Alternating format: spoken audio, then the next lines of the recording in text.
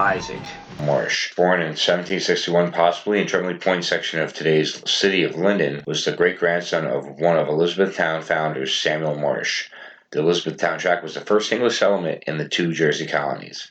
Old Mash, as Samuel was affectionately known as, therefore was a founder of the great state of New Jersey. Isaac was the son of John Marsh Jr. and Elizabeth Dunham, and possibly been born in Westfield or Woodbridge. It is unclear. The Marsh family branched out further west and south from today's Linden. However, his grandparents are buried in Elizabeth, while his parents rest next to the Merchant and Drover's Tavern in today's Rahway. We also uncovered information that states that Isaac himself died in Rahway. It is likely that he was also born in Linden. Regardless, himself and his family's roots are firmly in our town. Prior to the New World, Isaac's heritage stemmed from Braintree, England, where his great-grandfather was born.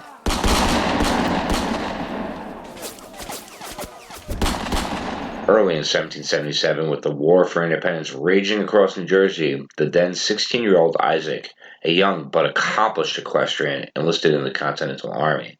Despite his age, his abilities upon a horse found him deployed as a member of Sheldon's Dragoons. Colonel Sheldon's horse was unremarkable after its first campaign. Isaac's group, amassed mostly of Connecticut men, but with some from New York and New Jersey, became the premier cavalry unit in the whole of the Continental Army. Washington's personal guard were made up of several members of this dragoon. The unit found itself split often as the elite skill of these riders was needed in multiple places during the conflict. However, Sheldon's dragoon found itself whole in several major battles, and Isaac himself was part of some truly historic engagements, as well as being entrusted with duties of the utmost importance.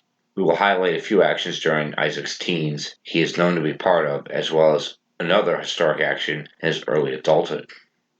Isaac, only being enlisted less than 6 months, accompanied Sheldon's dragoons to a battle in New York State, participating in the Battle of Shrewsbury, where he took part in the first cavalry charge on American soil at the Battle of Flockey.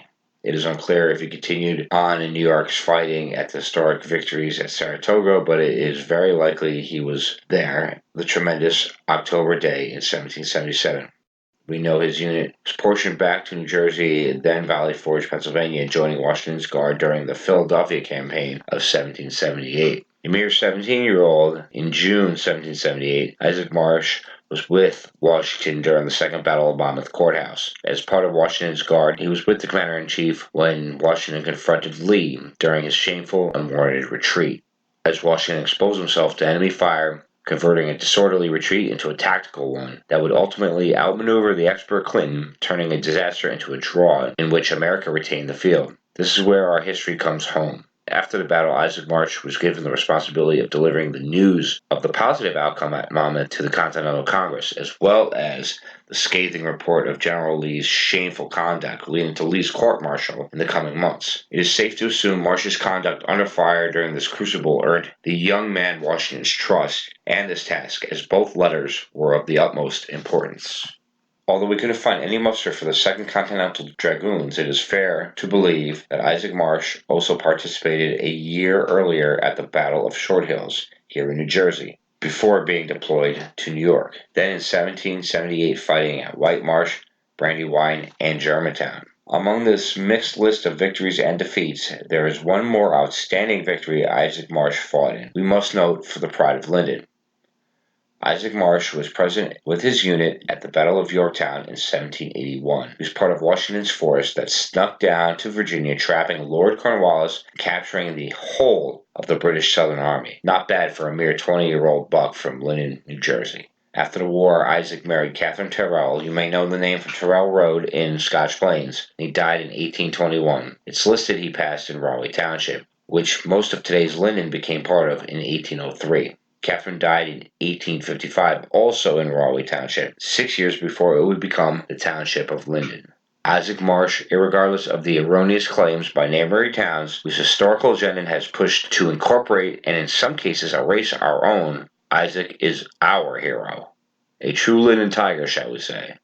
Perhaps we could try honoring our own town from our colonial origin until now. If you've enjoyed this presentation, maybe expressing to our elected officials that we would like to retain our near-lost history, this while Progress continues. Seriously, before one of New Jersey's oldest remaining structures hits the chopping block next. See our John Woodhouse video. Link is in the description and the card is on the top right. Just click.